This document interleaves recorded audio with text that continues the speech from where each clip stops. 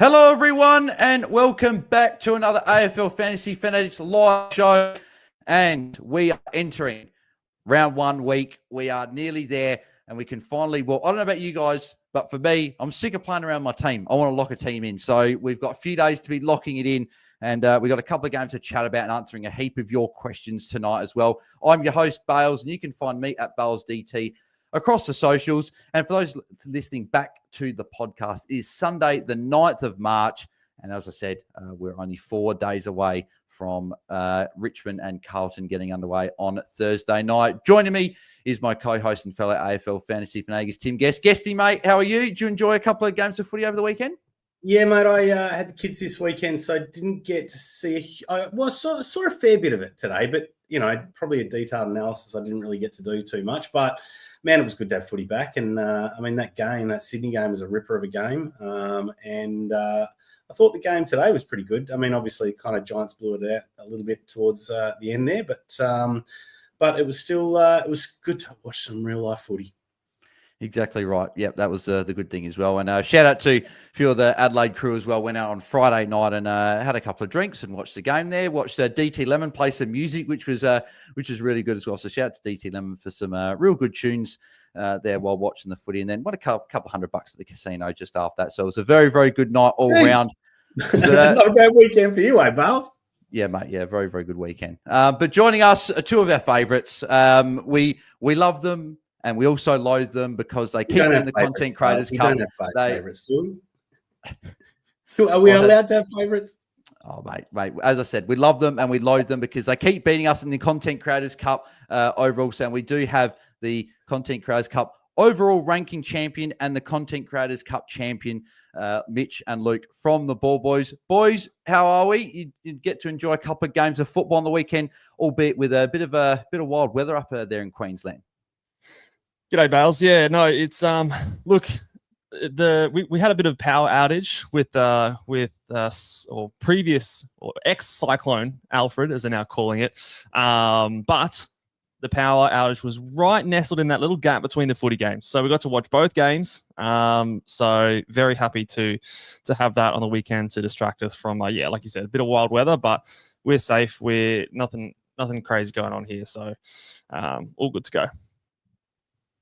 Yep, Luke, mate, how are you?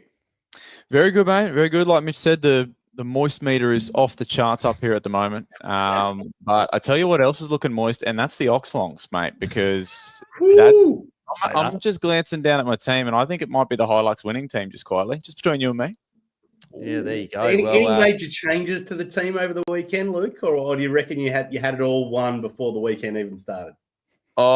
No, I'll be transparent. There's been a few changes that have happened, and I'll be even more transparent. I reckon there's more changes to come. So yeah. Yep, exactly right. And if people that aren't watching on the podcast, me and Luke are matching tonight with the Lairdy Big Boys t-shirt. So I thought it'd only be fitting having to wear this with the two Ball Boys on. So we've got 2 games to be chatting about. But before we do, Tim, couple of days left for people to get involved with the special stuff with Infinite Wealth and being the 20th coach of Content Creators Cup. So I guess it's the last chance we can probably shout in the podcast. So for people that haven't jumped on it yet, how long have they got and how can they get involved? Well, look, at time of recording, you got probably just over 24 hours. We did say kind of March 10, so a little bit more time for people to get, their registration in. We'll be drawing it, I think, on Tuesday. And we'll probably do a Q&A pod on Tuesday night, announce it then. But of course, if you haven't already registered, last chance now. If you want to be the 20th coach in the Content Creators Cup, we've got a pretty stellar cast in the league again this year. A couple new additions, and then of course, obviously, an opportunity for a punter to get in there as well. Make sure you head along to infinitewealth.com.au/AFL Fantasy to register for the Master Your Money program. Get a chance to come up against the Ball Boys and see if you can knock them off. We can't do it. It's been 2 years, so maybe one of the AFL fantasy coaches out there can do it for us. Yeah, exactly. Well, as I know, Mitch, as you said on your podcast, we have outsourced and we need more people to try and beat you guys. So we've got other coaches to see if we can do, along with a couple of other additions as well. We got DT Lemon this year. Yeah, DT Lemon this year as well. So, mate, he's going to give us all a run for our money, I reckon. Yep, Yes, exactly right. We got 2 games to be chatting about on the weekend. So half than what we were expecting, but 2 very, very good games nonetheless. So we'll start off on Friday night, Sydney versus Hawthorn, with Hawthorn getting the chocolates there. We'll start off with the players from Sydney. So I think Matt Roberts is a lock for us. 104 points. Only had the 1 kick in compared to Nick Blakey's 10. But the more important thing was he was getting those +6s from Blakey from the kick-ins, which is great. And don't know if many people saw this stat as well. Matt Roberts had the most game time of anyone on the ground with 95% time on ground, which is a big tick. That last year he was a guy that sometimes had lower game time. But if that's anything to go by, then that's going to boost his stock even further. So, Mitch or Lloyd, is there anything really to add with Matt Roberts, or are we just all locking him in with that big score and cash rise? Look, he was someone that I wasn't super on board, but since that game, he has found his way into my team. I think it's a low risk play. He'll be super popular. He's going to start with a bit of a price rise. I didn't know that stat that you just put out there with his time on ground. It both makes me optimistic, but also maybe a little concerned that maybe I don't expect him to average 95% time on ground. So perhaps if that does come back down a little bit, maybe his scoring come down. Started off slow, but yeah, racks it up in the last 3 quarters. So like I said, I think he's a bit of a low risk option with the cash boost that he's going to get at the start of the season. High ownership. Yeah, exactly right. And he'll get that little cash rise, and worst case, round 3 bye. We can always reassess then, but I think he's a good option. Currently just under 40% owned as well. So a very, very popular option there. Luke, Sam Wicks is probably not someone that any of us have chatted about throughout the preseason. Maybe someone may have mentioned it somewhere, but 74 points, 393K as a forward, playing in defence. With that built-in 74, could you go there in the forward? There's a lot of options for us to consider in the forward line. Is it anyone that you would consider looking at, or do you think that you just, one game, you probably don't trust it as much, and with the forward line being stacked, you look elsewhere? Yeah, that's probably the point that you hit on about the forward line being stacked is probably the one that keeps me away from this pick, Bales. There's every chance that maybe he is in a good role and he continues to do that, in which case we might have to pivot. But I'm hopefully going with one of Mitch's philosophies, is that if you haven't really been giving the player too much consideration throughout the preseason, and you've got options that you have been considering, it could be fraught with danger. But it's always one that we can pivot to from some of those mid-price guys that potentially don't pop. Yeah, exactly right. I fully agree with that one as well. Corey Warner, 42 points, played in the wing. Probably didn't do quite enough to force his way into our team. I think we've got a couple of other rookies in the forward line that we would be preferring there. Ben Patton was another guy that a few people were looking at, myself included, but only 35 points. I just think he's not the option. And then, Angus Sheldrick, Tim, I'm assuming he's out for a lot of us after 32 points and being subbed out. Is it just as simple as, if you didn't have a Nathan O'Driscoll, you'd swapping over to him? Or do you think if you've got O'Driscoll, could you even go maybe a Mitch Never as well? Or would you prefer to put Finn O'Sullivan or Levi Ashcroft or whoever you didn't have on field and have an extra rookie in the midfield instead? Look, I mean, I'm probably not going to get into whether you go for the 400Kers or the rookies. I mean, people are probably pretty close to having their structures set. So I don't know if people are going to maybe be moving too much there. But I guess, look, I expected him to play a little bit better on Friday night. I didn't see him kind of getting as involved as what I thought he was going to. So I was kind of starting to get a little bit worried. I mean, in the end, he ended up with, well, what are they saying here? 48% time on ground, as we know, got injured and subbed. So, look, I mean, clearly we're not going there, but I think it's going to be a pretty easy pivot for people into someone like a Nathan O'Driscoll. A lot of people are probably pretty set with the Hugo Garcia, but there might be even some people I know that are considering swinging him into the midfield, because we're looking at maybe getting, what's the Adelaide players? Having a brain fart. The Adelaide forward. It's underpriced, but we think he's going to be top 6. Rankin. Oh, God, yeah.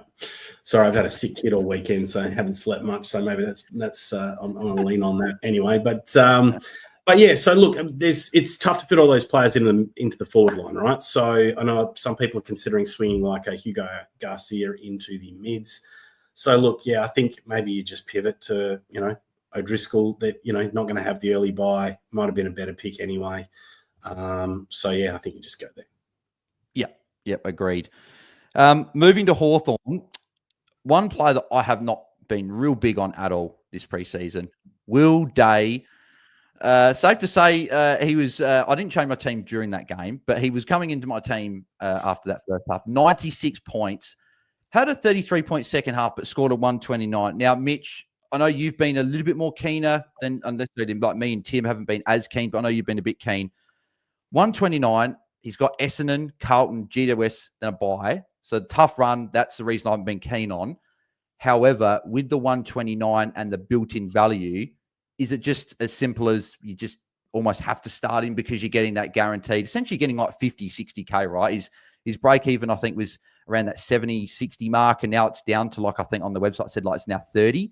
So he could be making 60, 70K in that week one. Is he a must start for you in the midfield now?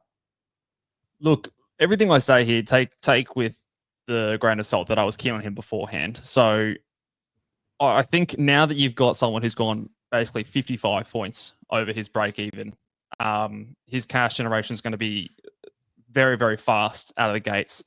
I was never selecting him as someone who I see him more as an underpriced premium compared to a mid-pricer. And I want to make that a clear distinction, because if I'm looking at an underpriced premium, I'm looking at a player who I view that I'm trying to keep them to the buy rounds. And so when you look at Will Day, his run or fixture is nearly irrelevant to me, because if I'm keeping him for half the season, there's going to be patches of poor fixtures. There's going to be patches of good fixtures. In fact, if you look at his run directly after the buy rounds, I think maybe 1 or 2 games after the buy round, it actually really opens up, and he has a really great fixture where he goes Geelong, West Coast, Richmond, Melbourne, Gold Coast in 5 games in a row, which are basically all green teams. So he might have some early struggles early on after having a big game this one. But again, Sydney was an orange team on the table, indicating toughness. Put that one together. But he obviously came out and dominated. Now, he did score nearly 100 points in the first half and then got tagged in the second half and slowed right down. And I don't think that game would have gone unnoticed from other teams. So there might be some attention coming his way. However, I think because of this price rise, you're going to get you insulated a bit from that. So for me, he's someone that was in my team beforehand. His ownership is basically doubled, more than doubled since that game. So it's a lot more risk going against him now. So it's a lot more of a risky pick to fade. So I think a lot of things point to starting him. Yeah. Could it, I guess, worst case, if he drops an absolute stinker round one, you're not keen, you've got no fix-up trades. We're talking about Cherry to another ruck after round one. I guess that's always a play. You take that cash rise and move on. But as you say, if you're looking at him more as a underpriced premium, you hold him through those couple of tougher fixtures. Best 18 as well, especially with that Bedford tag. You may have a rookie pop a score of an 80 or a 90 and you might be fine. And you get that cash rise and all of a sudden you're off to the races, because he'll be near 850K post his post round one. And you're getting close to those underpriced guys. And we'll talk about a Nick Dacos after, but if he's dropping in price, you might be able to do a switch a little bit later on with something like that as well. So definitely something to watch. Round 4 buy as well. So you could even get to his round 4 buy and trade him out to someone who's coming off round 3 buy, like a Nick Dacos, if you really wanted to get fancy. I don't think you have to lock yourself into that, but it is always an option should that situation arise. Yeah, exactly. Lloyd Meek, Tim, is someone that a few people have had on the watch list, but haven't been as keen. But obviously with the 2 less teams on the buy, he's got the round 4 buy. But with that 110 now built in, any interest from you from going there? So I guess round 4 will be a lot easier to cover with not as many options on that buy. So for you, is he someone that has come to calculations as maybe an R1 or an R2 paired with DeConing or someone else? Look, certainly flirted with the idea, but look, I think the thing is just having that at that price, having an early buy. I just don't think it's, essentially, you probably got to add an additional 10 points on top of what you would need him to score because of that buy, right? Which I just think it's kind of moving too much into the world of being unlikely. So, look, I think a lot of people have locked in good old Cherry there. Got a few people that are maybe considering someone else like a Max Gawn or a Tim English. And then, of course, a lot of people got TDK locked in at R2. So and we've got another ruck as well in the next game that we're going to be chatting about. Like I said, very tempting, played awesome. And look, it was a great ruck last year as well, right? So, You know, I don't blame people for considering him, but for me, just that early buy just takes him out of consideration. Yeah. You see someone that's definitely to consider, but I feel like the guy that we'll talk about in the next game is almost maybe a better play with the bigger score there as well. Luke, Mitch? On Lloyd Meek, like, and this applies to everyone that we've seen so far play this season, and early into the season this year. Like, we've got one game sample size. Like, Lloyd Meek put up 110s last year. This is like, it's the same role, it's the same team. Like, he's doing the exact same thing as last year. Just because it happens round 1 or round 0 in this case doesn't mean it's going to be any different. Like, if he comes out in, round 9 last year and puts 124 against St Kilda and 108 in 2 games, like, he's still the same guy that can do that one week and then the next week drop a 66. So that's always something I'll caution people against, is taking this 110 and going, okay, it's different this year when he's in the same role, he's the same player. So consider what actually has changed. Yeah. No, very, very good point. Luke, your boy, James Sicily, you've been keen on him the whole preseason, and first half looked great. I think he's on just over 50 points and tracking along pretty well in a tougher matchup. Then got sat on by Will Hayward in the third quarter and then went forward for the entire quarter. We obviously this was a flag with Frost being the sub. Is that enough for you? I know you guys talked in the pod last week that you were almost, if he played a quarter just out of it, you might cross him off. Is that the case for you now, seeing that full quarter? Or are you still bullish that maybe if Frost is out and they bring a Gunston in and change pieces, that you still think he'll play that defensive role? Yeah, Mitch mozzed him was the problem, Bales. I think Mitch turned to me and said, geez, he's going okay. I might get him in the team. And I said, don't you dare. And he did. But I think it's enough for me, unfortunately, to put the line through Sicily. That when we were talking about it last week, if we saw the game on the line and maybe for sort of 10 minutes in the last, they threw him forward, I was happy to accept that. But the fact that, once Hayward put a bit of pressure on him, their thing was break glass and send him forward. Even though he was still involved in the game and he's a match winner when he plays forward, it's just not good from a fantasy perspective. So if he plays back, there'll be big scores. And I expect that there'll be some games where he does play back for the entire game. But you can't have that one in the back of your mind, I don't think, when you're paying, you're paying a decent amount of money for him and you don't want that potentially happening to you. Yeah, exactly. And then there's a couple of Geelong defenders as well around that similar price that now don't have an early buy and are underpriced that could potentially be options as well. Tim, you same with Sissy as well? No, you were pretty keen as well. You had him at D1 in your team reveal last week there. So is he still in your team or is he out for you? Where you sitting? No, he's out. But look, I tried to make a case for it. Like the best I could kind of come up with was basically, look, he still scored in that fourth quarter, had 2 frees against, which would have, take them away, would have had a 24-point quarter. It really was just that third quarter where he's getting tagged. But the chances are that's probably going to happen again. They're probably going to swing him forward again. So, yeah, look, it's just too much of a risk. I don't know that he's going to get the price rise that I was hoping that he would get. So I've pivoted away from him. Yep. I'm the same as well. We'll move on. Let me go back. Like, I mean, we only got 2 games, right? So maybe we can spend a little bit more time digging into these. And I do want to bounce this off Mitch because I love your analysis, Mitch. Will Day, like, I'm wondering whether there's just as strong an argument to fade him, right? Like I said, I mean, okay, he had a stunning first half.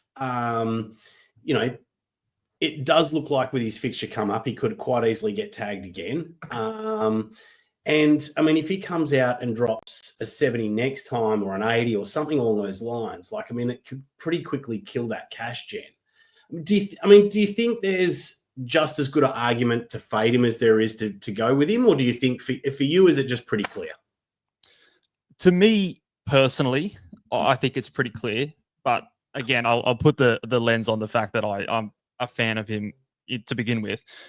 I think you've always got to return to the price. Like, he's priced at 73 or whatever it is. So if he comes out and scores a 70, yeah, it's not ideal, but it's also not the end of the world because of this score, he's still going to go up a lot of cash. So then you have the option to reassess and have a better idea of things. Like, That's like the worst case scenario. Is he comes out, he goes up a little bit in price, doesn't score that well for your round one. The best case scenario is he comes out, he drops another 100, and he goes up, 100, 120k in 1 week.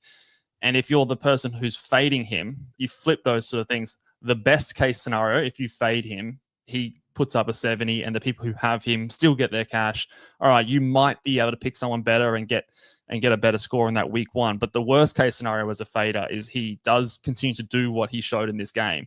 He gets out of your reach way faster than you can pivot and get onto him.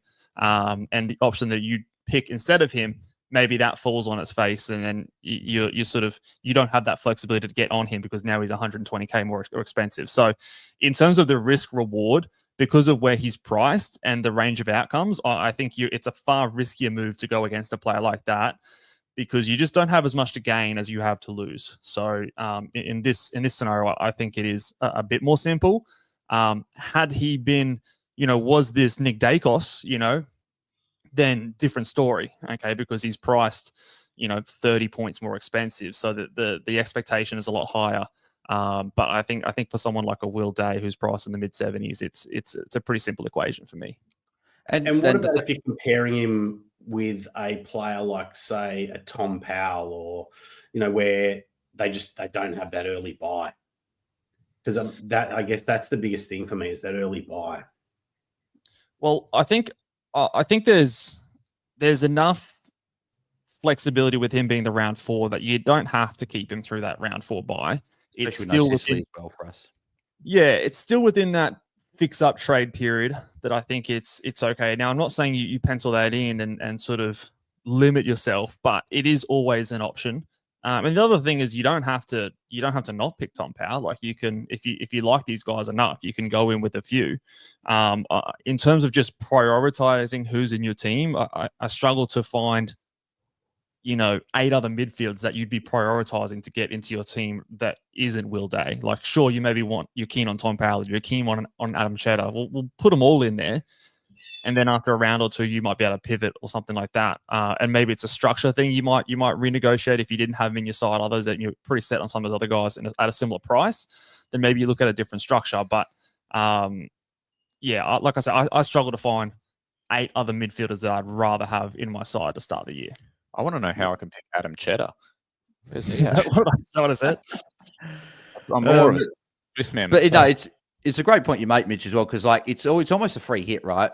At the end of the day, round 1, if you post round 1, if you don't have any fix-up trades that you need to do, let's say you've got 28 players you're happy with, and you want to trade Will Day if he scores a 70, you can take the cash gen, plus you get to watch all the other players around that price, and you get to pick the best one that you don't have. It's a Will Ashcroft, Chris Petrarca, Adam Chera, if it's an Ollie Hollands or a Pete Ling, whoever. I feel like you can just pivot. That's why I've moved today as well, because you get that free look. And Essendon's not really I guess that we maybe Durham or a Caldwell or someone goes with him, but that's not really the fixture we're worried about. It's more the Giants one. It's round 3, best 18, so it might not affect it as much as well. And even Carlton as well. By then he's gone up $200,000, and exactly. You've already come out ahead. And okay, one bad score, and you've got to take the hits when they come. But yeah, it is a tough one to fade, in my opinion. This is the part of the pre-seed of the round 0 that frustrates me, because it does feel like it's a free hit, and it's. It goes both ways, mate. Like, you weren't going to pick Matt Roberts, and now he's in your team. Yeah, people weren't going to pick Will Day. True. Now, so you can't, Yeah, it just feels like, obviously he was a guy that was divisive. Divisive, but stop sucking it up. I'm not. On to the next, Bales. All right.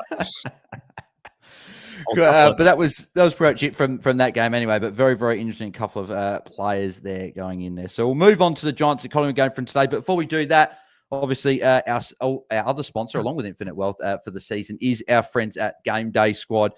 So for people that don't know what Game Day Squad is, it's another fantasy platform to play. It brings the world of almost like a FIFA Ultimate Team and opening footy packs a kid, brings it in with AFL Fantasy, where you can get these players, you pack them, you put them in your squads, and they score points for you. You can win cash prizes every week, along with prize at the end of the season as well. So make sure you guys sign up there. Use my code BAILSDT at sign up, and you'll get 3 free packs valued at $21 straight away, free at the very beginning. And and you don't have to pay to play either. You can just get packs weekly for free, and you're set to go. So, yeah, make sure you guys sign up using my code BAILSDT at the sign up. So, cool. We'll move on to the GWS and Collingwood game. So, we'll start off with the Giants, and the guy that's top scored for the Giants, Luke, Lockie Ash is not someone I guess we probably would have said. 125 points. Now, this is you talk about Wicks with someone that we didn't really consider in our teams.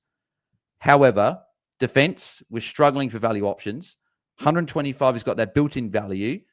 Is this someone that you may consider, as particularly with a guy in a James Leake, which we'll talk about? That D6 spot with the rookies is looking very, very shaky.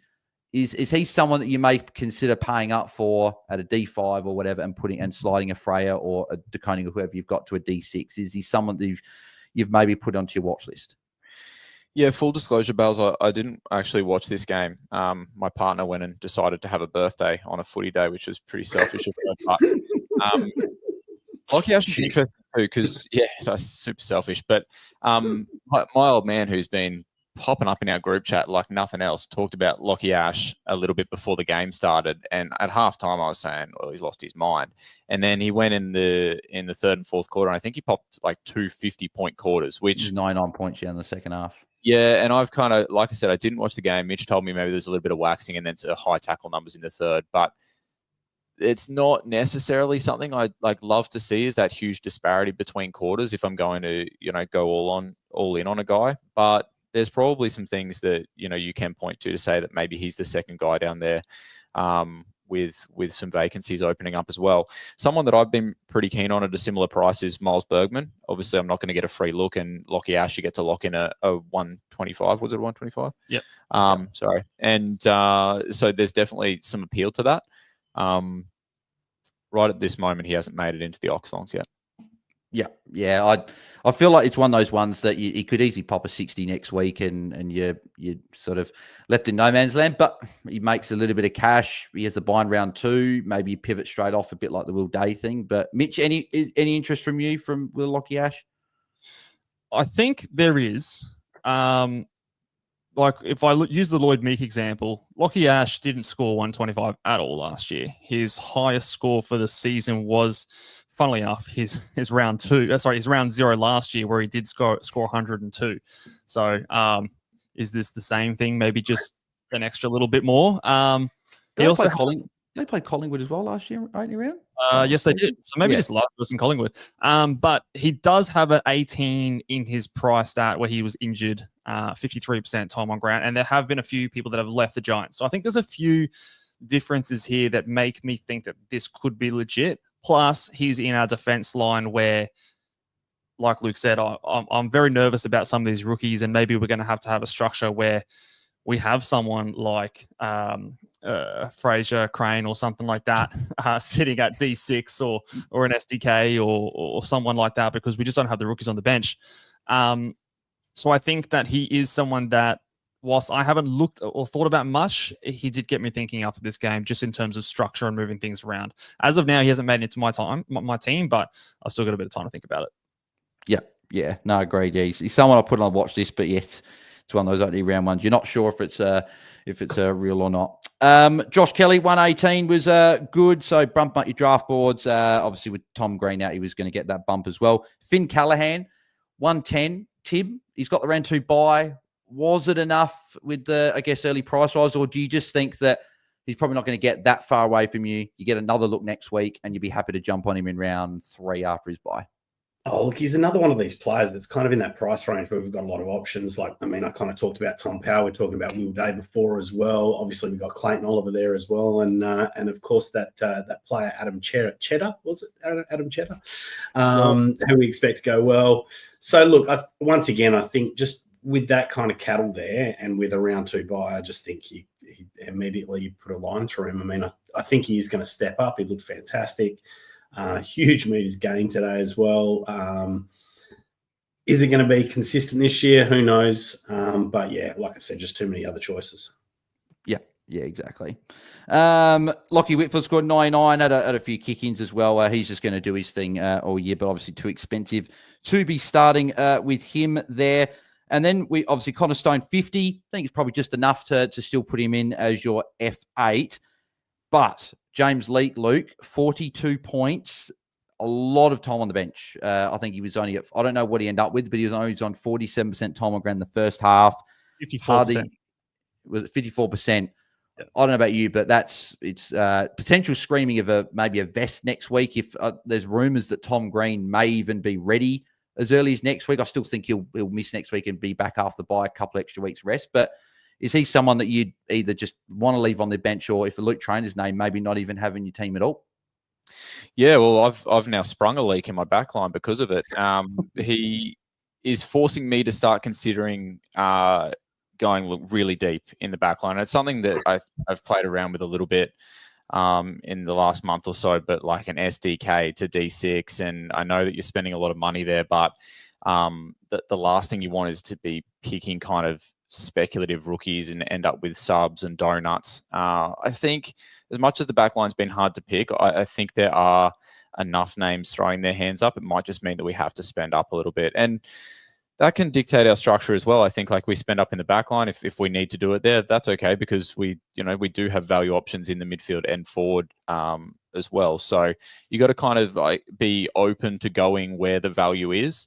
And I think this could be one of those cases. If I'm not sure about picking Trainer, I've heard he's better on the track than in the games, but I could have just keep rolling. I couldn't. I my gear too much. Sorry. Mate, I love it. No, you got to do a Patreon video where you guys talk about how you come up with this stuff, because I need more of it, mate. I need to be able to do some. Oh, there's no rhyme or reason. It's just, I don't know. if you throw enough mud at the wall, someone that's it. Oh, beautiful, mate. Love it. But Mitch, where do you I guess sit with the whole D6 thing? Because obviously with Essendon as well, only having the 3 games, no early buy, but no double price rise. You got a Pryor and a Reed. I think Reed's still fine to be on a benches, but I struggle a little bit now with Pryor at D6. Leake's now not really the guy. Obviously, Trainers, who knows if he's obviously best 22. If he's sub, who knows?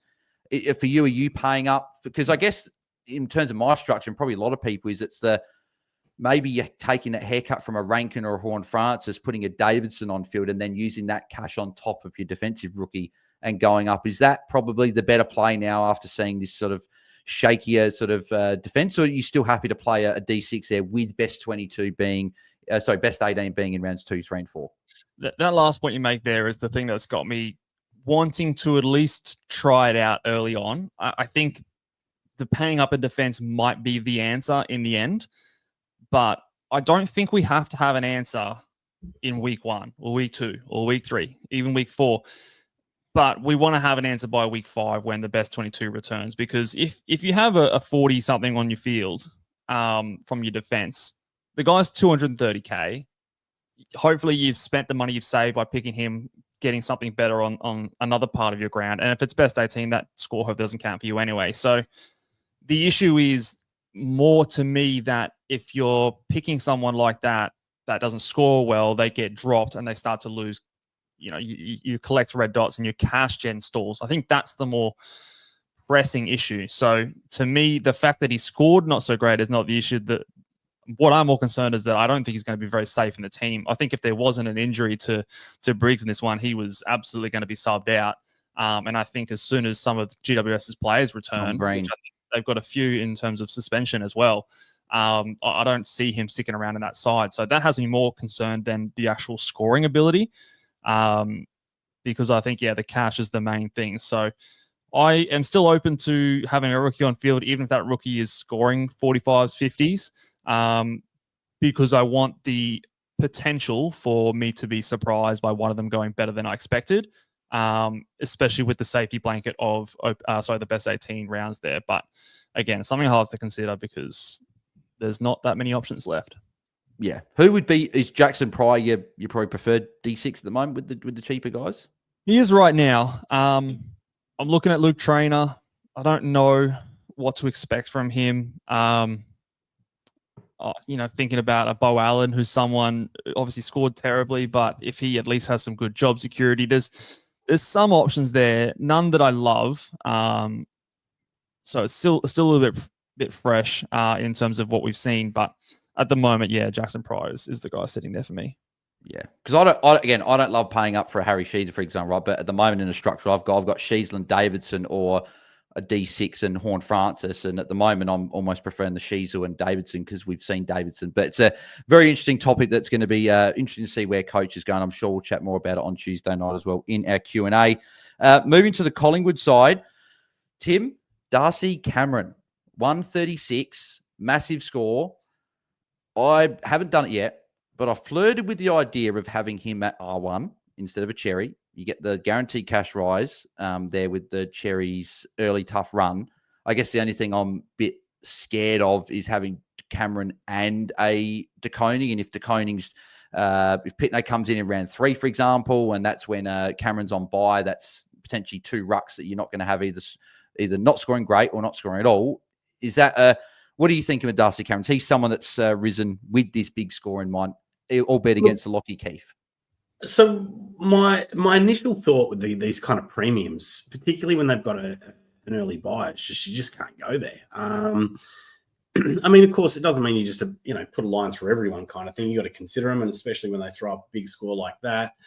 I did, like I said, I had the kids, so I wasn't paying 100% attention, but I did remember hearing some comments in the after game about Cox being ready. Now, I didn't think that he would be, best 22 or coming back into that side, but I found that comment being interesting. So it's just another thing that kind of gives me a little bit of concern. I mean, the other thing is I'm just not sure if Darcy's going to throw up these kind of high numbers consistently as well. So, I mean, I do know there's a few coaches looking at him. It's not someone that I've really looked at. And once again, for me, just with that early buy, it's just, yeah, that immediately, knocks him down a few pegs in terms of consideration. Yeah. Mitch or Luke, any interest from you for Darcy Cameron? I'll just say that just like Lockie Ash in the same matchup in round 0 last year, Darcy Cameron did pretty much the exact same thing last year. He scored a 131 against the Giants in round 0. Then after the next 3 games, he went 85, 84, 33 against the Brisbane Lions. And I will say he does verse the Lions in round 6 this year. He actually has a tough 3-game run going Sydney, Lions, and Essendon in rounds 5, 6, and 7. You mentioned obviously as well that Briggs didn't play 95% of the game, and so he's had 37 hitouts. Don't suspect that's what he'll average for the year. I don't have his hit out numbers off the top of my head, but his scoring per quarter also went up as soon as Briggs went out. So I think that there was 29 hit outs last year. So super. Yeah. So very, very interesting. But yeah, I think probably just not quite going there. But I know some people will go in that direction. One player I think that's locked into a lot of our sides is Mr. Nando's, the Perry man. I think that, yeah, he's locked into all of our sides now. So he looked great. I think he set off a fair bit last quarter as well. Just I think with Collingwood being down by a fair bit, got a bit of a rest. Came on with like 30 seconds to go, which a bit surprised he came on. But yeah, he was very, very good in the midfield, and he'll be in all of our sides, I think, in round 1. Josh Dacos had that role. That was real. 88 points and 28 touches isn't fantastic, just the 3 marks. So wasn't a score that we're going to start with. We wait till after round 3. He should get DPP in round 6, and we potentially can look at him at a later date there. Nick Dacos. Personally, I'm half annoyed that he scored so poorly, because people are not going to get bailed out per se, but they're going to now jump on my bloody boy Jordan Dawson, and it's going to do my head in. Or they're going to jump on the other guys that like a Rosie if they didn't have him or whatever. So, but yeah, Nick Dacos, obviously we're not starting him. I don't know how serious. Obviously had I think it's a bit of a calf niggle, and he's obviously getting the Bedford tag there. I'm not sure if it's serious, if he's going to miss time. I guess we'll find out. But yeah, he's obviously going to drop a bit of cash as well. So maybe pencil in for like a round 6, 7, 8 upgrade when his run takes a good turn there. So look for that there. I know a couple of people were keen on like a Lipinski. He scored a 141 against Richmond, but then he went back to a 53 this week. So just shows that, yeah, 2 up and down. We're not considering him. Reece McInnes probably didn't do enough, just scored the 49 points. And yeah, he's probably not someone that we're really looking at. So that is it from those games there. So Mitchell, was there anyone from that game you wanted to quickly touch on before we start to talk about a few other positions and get some people's questions? No, it just as an overall comment, like it goes to show the difference between the practice matches and the preseason games and then real footy. You know, someone like Lipinski, for example, dominates versus Richmond in a practice match, as bruise-free as you'd like. You come into this game and everyone's cramping up and it's a totally different type of game. So it is just a real warning for everyone out there to really take those scores with a grain of salt when it comes to practice matches, because like I said, the game is it's night and day when it comes to practice matches versus the real stuff, which is why round 0 is such a nice free hit. Yeah. Someone just actually there, Lockie Botton just said a question there saying about Max Grishevsky's, who scored a 57, Luke, as obviously he'll get the double price rise. It's a bit like the Seth Campbell last year. We weren't hugely keen on his scoring potential, but you get that double price movement in round 1. Is he someone that you could maybe chuck on your bench at F8 with that guaranteed double price rise, or do you just think he's one of those guys that with a few Giants players coming back, he's going to be a guy that makes way? Yeah, Hogan's the big one. But the other thing is and I didn't watch this game, but he's kicked 2 goals. I understand he was filling the role of that key forward more so in this one. And despite the double price rise, I think we do actually have some decent options in the forward line as well. Something's, if we're talking about a defender, then it's something to consider. But in this particular one, like the Giants ended up having a really good game. He kicks 2 goals. He still only gets to 57 and he's a forward. So, yeah. And he had that little bump as well with the 6 hit outs as that sort of almost backup ruck to Lockie Keefe as well. So, yeah, I think I agree. I wouldn't be going in that direction. So just a couple of things I guess we'll chat about before we get into questions here. So first one, I'll start off in defence with Mitch. Harry Sheezel.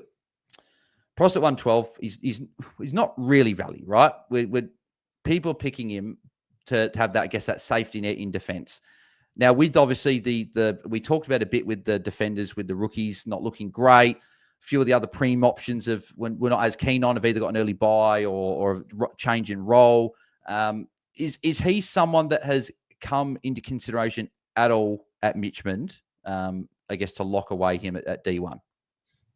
Yeah, he has. I think the question you're asking yourself, and you don't want to limit yourself to just the defensive line, right? Because I always think of these guys that are priced over 110. They're your captain options. If you're paying for a guy who's 110 plus, like if you're not captaining them at least, like every 1 to 2, 3 weeks, then you sort of question, well, why did you bother paying up for them if you're not going to use them as a captain? So how many of those guys do you need in your team? I think 2 to 3 is about the sweet spot.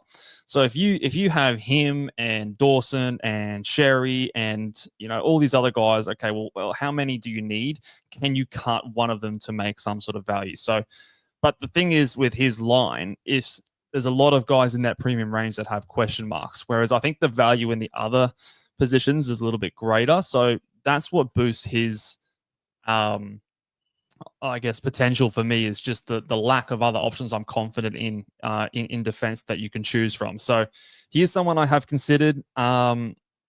It's not something I'm currently leaning towards, but again, if you just feel more comfortable with him compared to other options, I think of all the guys priced over 110, he's the one that I maybe can poke the least amount of holes in, because I just can't offer that many guys confidently as an alternative to go against him. Yeah.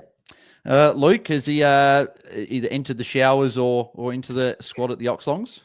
Yeah, he's doing more than lurking. He's currently sitting at D1, but I haven't restructured my team to fit the Perry boy in since the last game. So I won't go and say that he's absolutely locked in there, but I have experimented with maybe a bit of a lighter midfield. Brayshaw's been a guy that's been sitting in the team at M1 for a long time, but at the moment it's Connor Rosie to potentially pay it for Sheezel in a defensive line that we have limited options in. So, yeah, like always is the case, you're going to change your team a million times between now and next Thursday or this coming Thursday night. But at the moment, he is. Yeah. Tim, what about Sheezel for you? Not for me, mate. I'm trying to find value in every player. So for me, I guess I think I've kind of said this before on the pod. Like last year, we didn't see a midfielder average over 110. You know, I know Sheasel's probably slightly different beast, but the other thing that I would kind of argue is that I feel like the game's gotten quicker rather than, you know, kind of slowing down. So I wonder whether we're going to see any midfielders go over 110 this year. You know, he quite, you know, might, but I'm just trying to take the odds and find value in every player. Yeah. No, I don't mind it there. They're moving to obviously the midfield. Obviously, you mentioned Rosie, Luke. Obviously, people would have seen on Friday, copped went off injured. I believe it was a toe injury. So I don't exactly know if Port have come out and said if it's anything serious. I think it should be okay, but just something to keep an eye on. But Luke, I did read something. Yep. I don't know if it's a reliable source, but I did read somewhere that he was fine and that he's going to be okay. They were just taking a no risk approach. Yeah, cool. But Luke, obviously, we're talking about with the defense where we're trying to maybe pay up for a D6 or and put a bit of money there. Obviously, there's a lot of these midfield options that are underpriced. You've got a Christian Petrarca in the 900s, but then you go in the 800s. You got like a Will Ashcroft, a Tom Power. You go in the 700s, Adam Chera, Will Day. Obviously, now with that bigger score, who are your probably favourite two of that price bracket? And do you think with, I guess, these other guys, Petrarca's a guy that we've been keen on, is it almost better to be saving cash with the likes of a Day, Chera, Ashcroft than paying up for a Chera, say M2 or M3? What are your thoughts with those mids? It's been a confusing position all preseason, and mainly I think because we've got a bit of an embarrassment of riches in there. There's so many guys that you could point to at this late stage of the preseason and say there's some expected value there. I like, at the moment, like I said, Rosie's at M1, and the reason that I'm semi-happy to go there is because I do consider him to be a captain option, or at least a VC option in the first couple of rounds with a good run. So it leaves me maybe a little bit light on with guys that I could definitely consider as captains, but with that early run, I can kind of lean on that a little bit with Rosie. Yeah, I've played around with lots of different midfield setups so far this year, and I probably feel a little bit better about my team when I've got at least one of those guys. Either at the moment, for me, it's either Brayshaw or your boy Dawson at M1. Yeah, I don't have a straight answer for you on that one, Bales. But in a way, I don't think you can go wrong because there's so many places to pivot, if that kind of makes sense. Like if I pick Ollie Hollands and he goes poorly, well, I can go to a James Peatling, or if I don't have him, or if I pick Christian Petrarca and suddenly Tim Taranto's getting off the chain, I can probably make that work. Do you know what I mean? Like I feel like, and it's it's a cop out, but it's a trading game, and so as long as you don't pick every single player in one price bracket, then there's going to be somewhere for you to go. So yeah, don't obsess too much, but. Yeah. Your favorite two, Mitch, in the, I guess, 600 to like 900, include Petrarca in there as well. Who are your two favorites in there? It's a big range. I'm gonna say Hollands and Will Day. Can I say Will Day, or is he excluded from this? Yes, no, you can say Will Day. Yeah. I'll say I'm going to exclude him. Pick another one. Hollands and Oliver. There you go. Yeah, Clayton Oliver. Yeah, of course. Tim, who are your two favorites?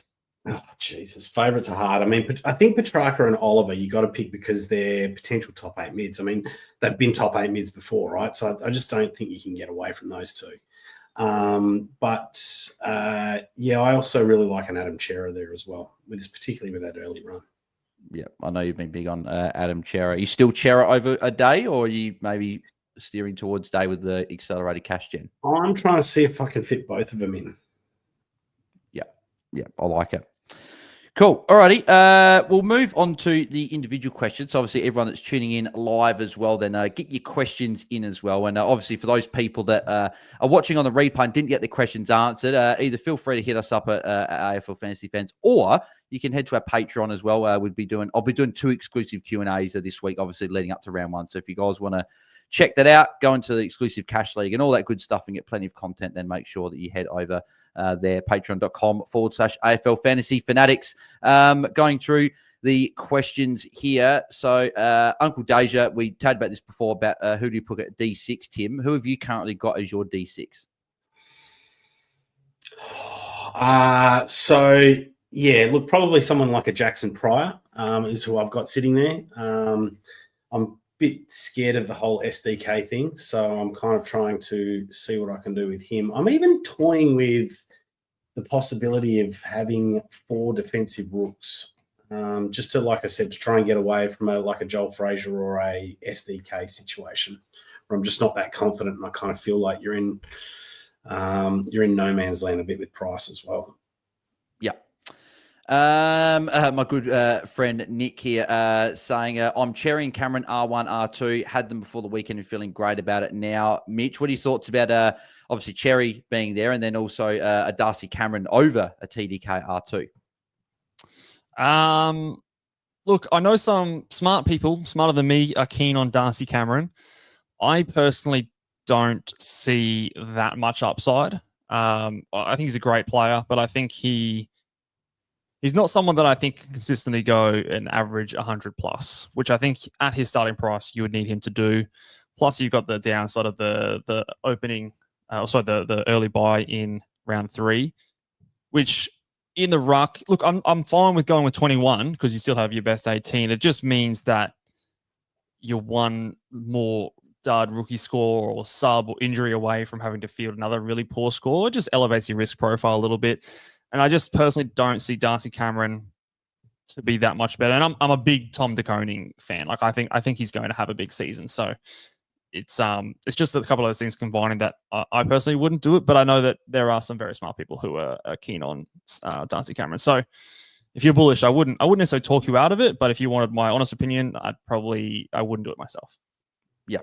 I think Tom De Koning's probably got to be in there because I've heard people say that Pitno could come back in round 5 or 6. If Richmond are not Richmond. If Carlton are 4-1, 5-0, whatever, and they're winning games, they're really going to bring Pitney back if Curno's back and looking good, Mackay there, Brody Kemp's looking good as a third tall, and De Koning.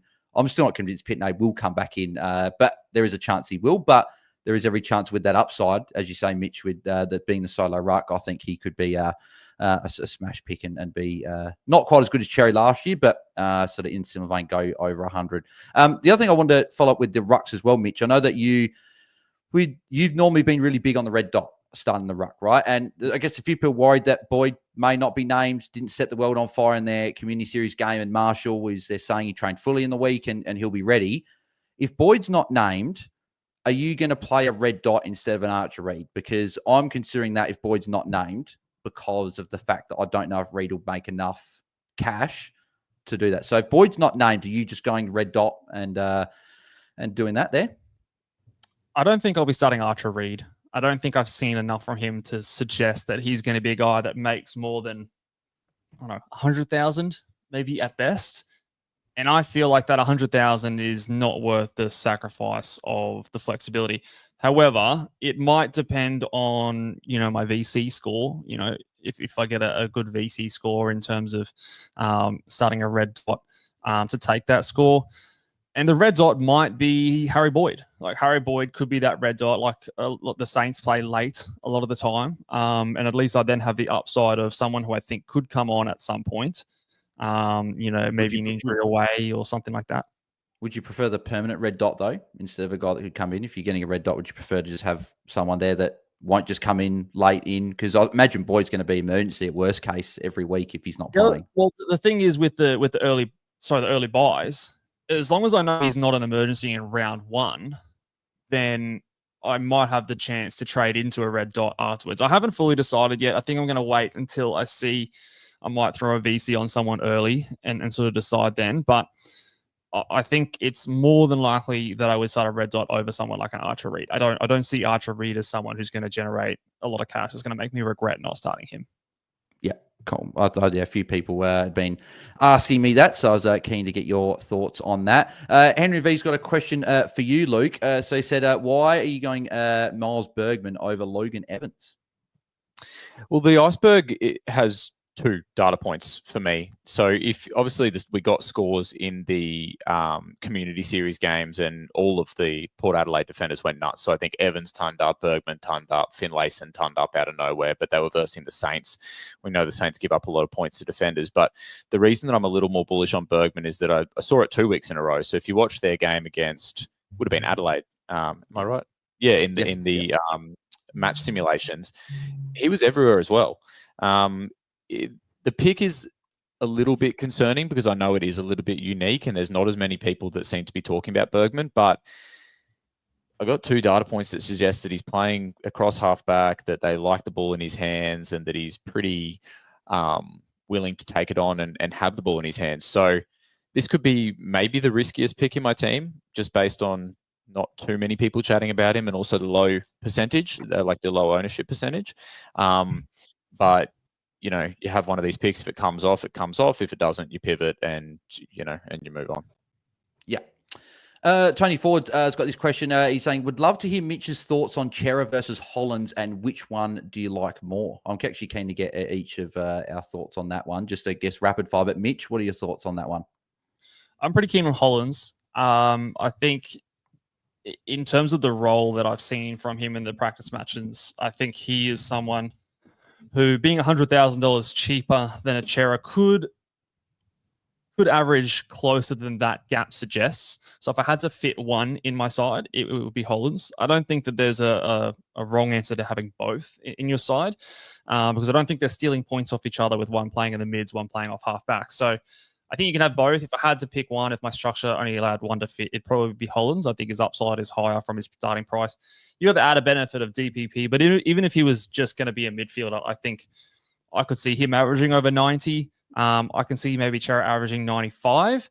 So Chera will still be, scoring more, but I think what's their price stat figure? It's like 60 versus 70. So there's a 10-point gap at the start. I think there might be a 5-point gap in the middle, like at the end. So you're gaining 5 points on a Hollands over Chera, basically, is the way I'm thinking. Yeah. Luke, you had to pick one, Chera or Hollands? Yeah, I'm Hollands too, and for similar reasons. Groupthink. Yeah. Tim, I imagine you're probably Chera. Yeah, I am actually. I'm once again looking at that kind of early fixture. I think he can score in line with the kind of top 8 or top 10 mids, or pretty close enough to it. So for me, I like that advantage he kind of gives you in those early buy rounds with the best 18. Yeah. Hi, Jimbo. Yeah, probably just not as high on Hollands with that kind of projection as well. I kind of see him as a bit more of about an 80 guy, 80, 85. So, yeah, that's where I'm sitting with it. Yep. Hi, Jimbo's got this one. Will Ashcroft, thoughts on him, Luke? Obviously coming a bit more relevance with the fact that he's got no early buy, but that run from especially rounds 2 to 10 is looking pretty juicy on the table indicating toughness. Yeah, the run is phenomenal, and it's not one that we really gave too much consideration to early in the season because we knew that there was the early buy in it. But when you take that out, it's just astronomical run. So he and Christian Petrarca are two guys that have come in and been spending time in the showers at the Oxlongs over the last couple of weeks. At the moment, Petrarca's in there, but if there needs to be some cash generated out of thin air, then they could do a little switcheroony and Ashcroft could come in. Yeah. What do we got here? Yeah, we talked about Ash. A few people asking about Ash from before. Say's got this one. Mitch, should we be worried about Pry with Essendon players not getting the double price rise and having the round 4 buy? Can he make enough cash in 3 weeks? And obviously, I'll add to that as well. We've obviously got Zach Reed as well. So that's 2 rookies potentially missing round 4. Does it matter? Obviously, with best 18. I think it's definitely a negative. The fact that we're basically missing 1 week of their cash generation. So the thing with rookies and the early buys is you were sacrificing points on field because they missed a game, but you weren't sacrificing a price rise because you still got that based off round 0. Now that we don't have that for them, they're one price movement, behind every other cash cow.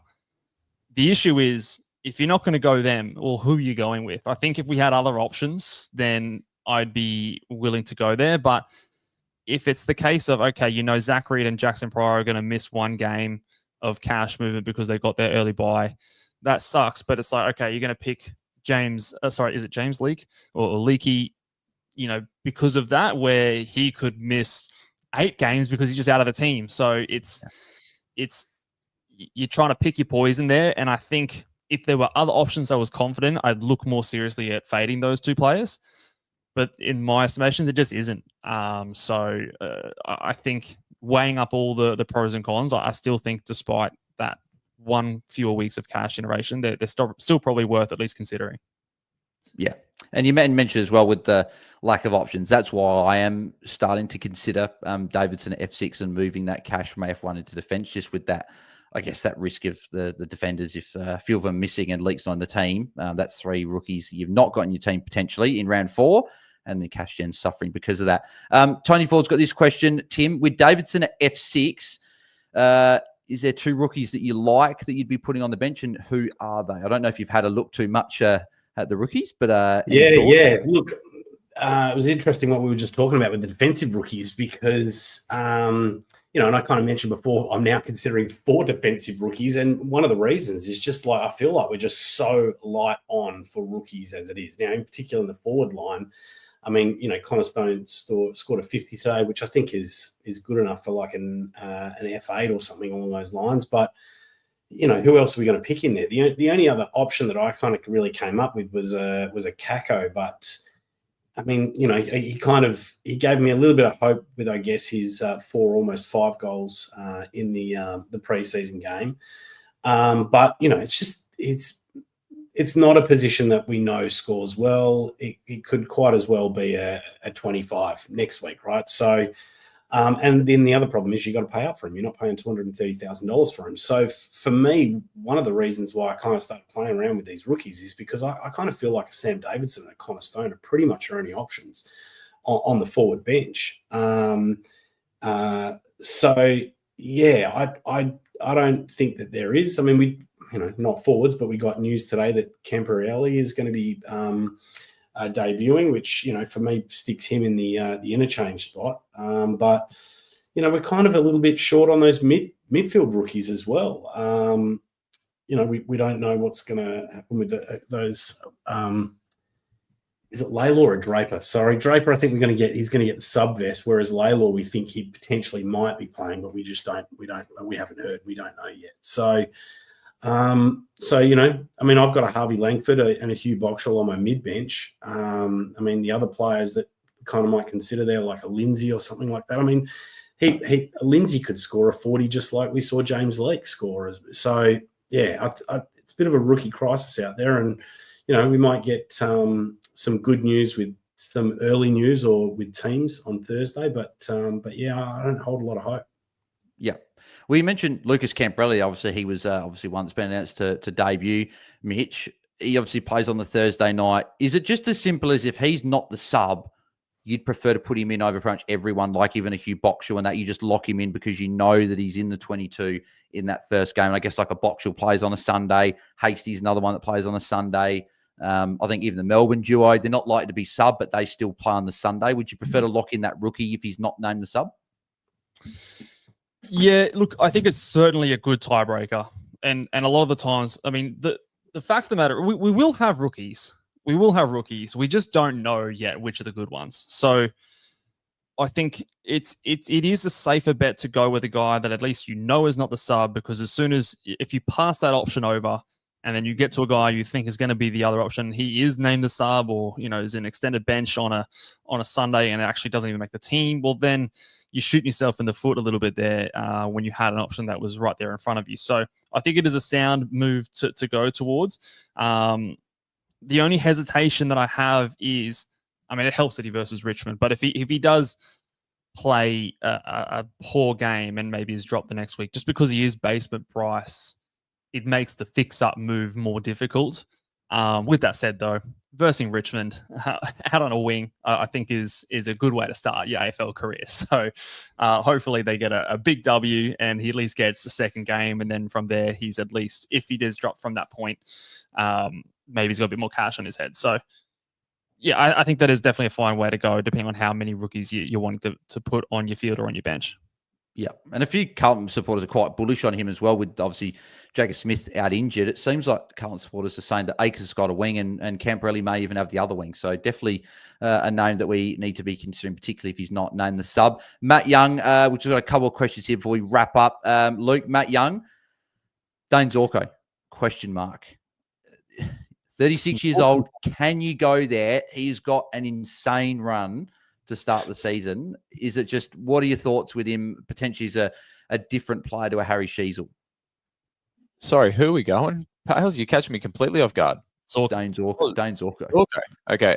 No, I'm not going Zorko. No, lightning doesn't strike twice, does it? Unless that's obvious. Yeah. It's a short answer to people probably wanted a longer answer.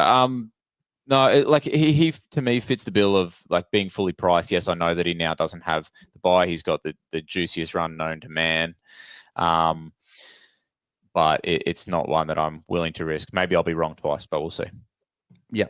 I think I got Kitty Coleman coming back soon as well. Like, I don't know whether that takes away from what he did last year. Would you be confident putting a captaincy on Dane Zorko in the first 6 rounds? Not a captain, VC. Yeah, but I'm talking like a captain. Like if your VC falls flat, is he a safe captain option? Because I think if you're paying 110, you want that player to be a safe captain. Yeah.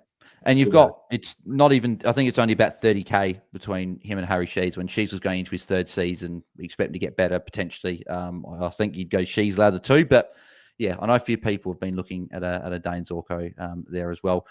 Tony Ford's got this one. Tim, thoughts on picking Lockie Ash and then trading to a Holmes or Nasai Wangani Miller type on his buy in round 2. So taking the cash rise from opening round, you get him for 1 round. And obviously this is barring no forced injuries or anything like forced trades or anything. But would you be happy to pick an Ash, get the double cash move, and then move him on to another defender after? That's a bit too cute for me. It's a bit too cute.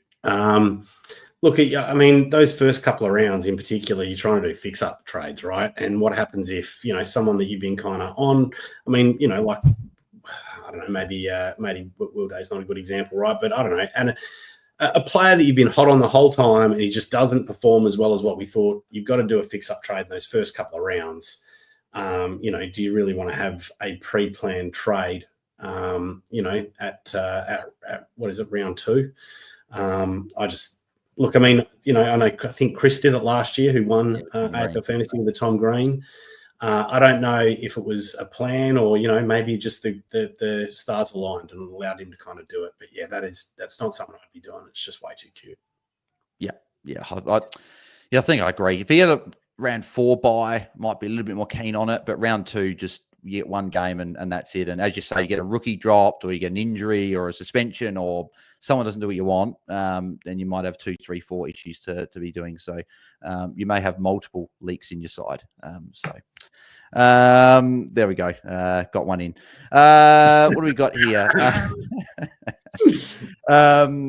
Simon Stacks. Jeez, I didn't think we'd be talking about him. The player that he's asked about. Sam Taylor, -2 break even, priced at 50. Can we play him at D6, Mitch? Yes or no?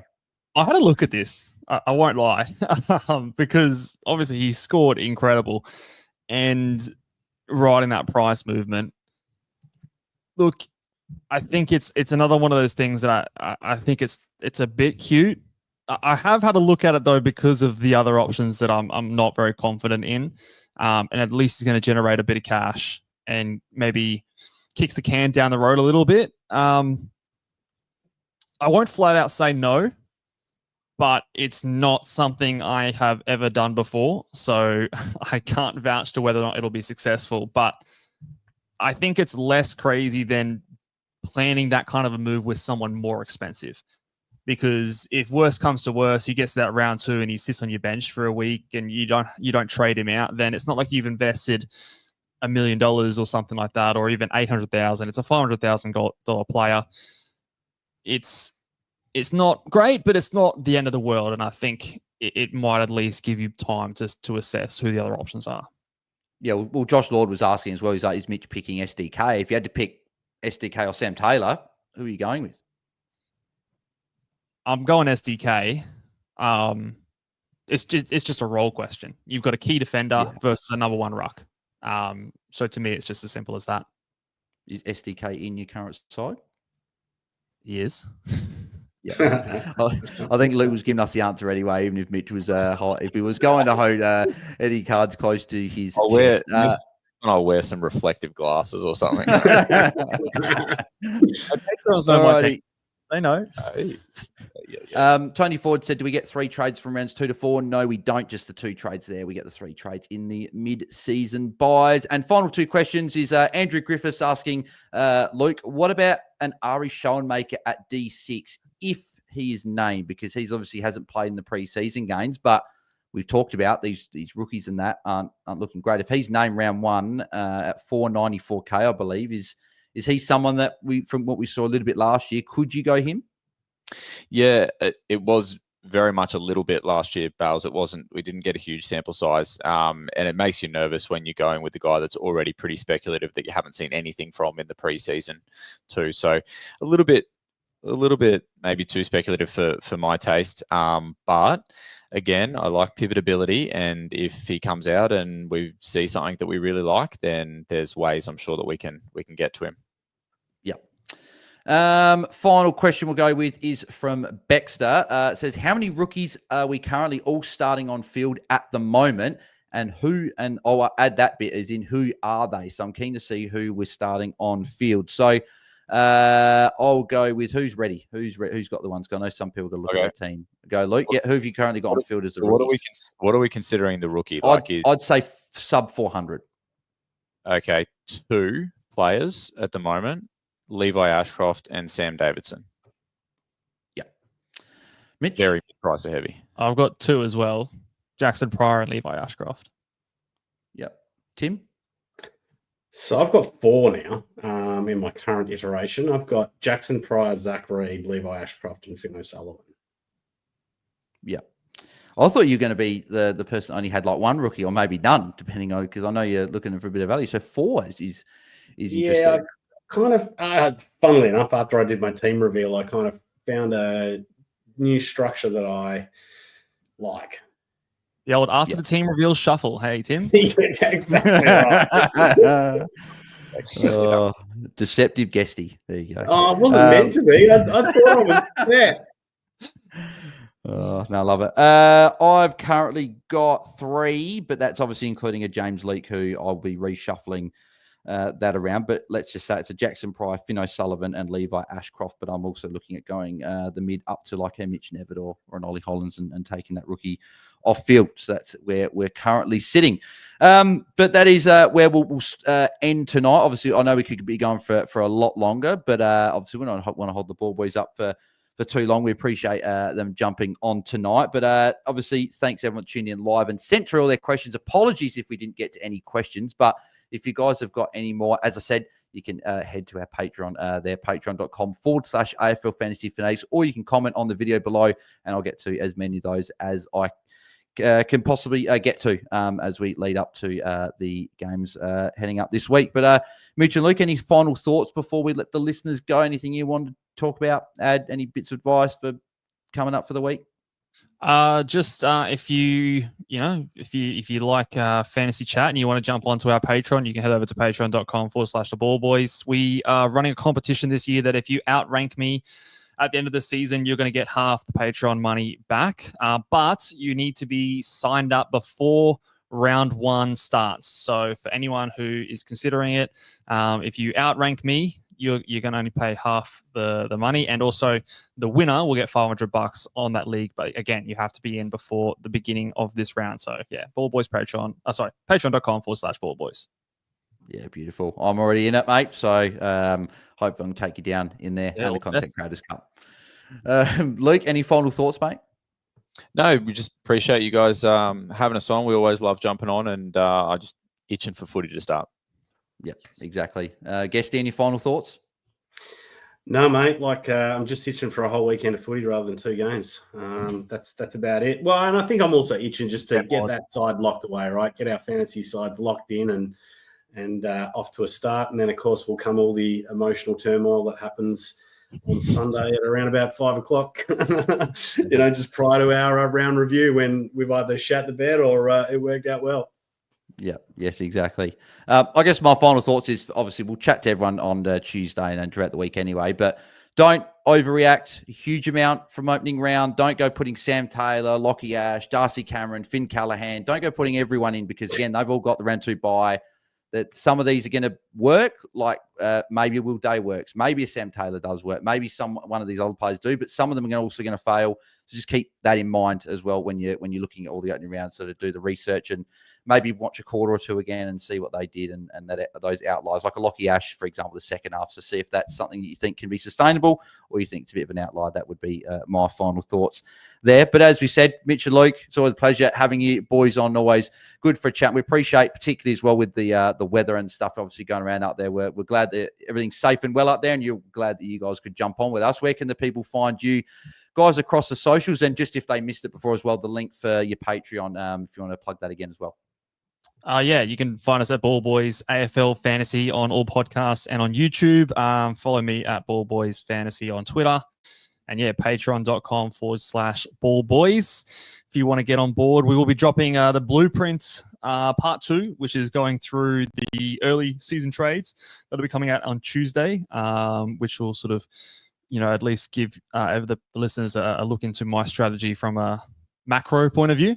And then we've also got the big boys releasing early for week 1 coming, I think, either Wednesday or Thursday. So a few things coming down the pipeline.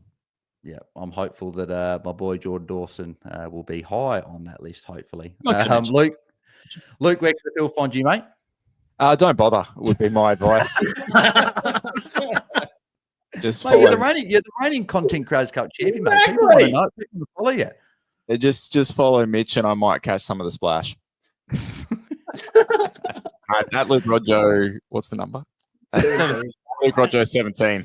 You'll find him in my tweets correcting my grammar and spelling most of the time. That's where I'll be mainly lurking. Yeah. I love it. Well, as always we do with our guests, in the description, the podcast and the YouTube video, the links to both the boys' Twitter profiles, the Patreon podcast, everything like that's all down there for you guys. So if you haven't followed them already, make sure you go and do that. But I'm sure a lot of you already do anyway. Guesty, mate, where can the people find you and the final plug, guest for the Content Creators Cup 20th coach competition? Yeah, Tim Guest AU pretty much everywhere. And then, last chance. So infinitewealth.com.au/AFL Fantasy. Well, last chance to be in the Content Creators Cup anyway.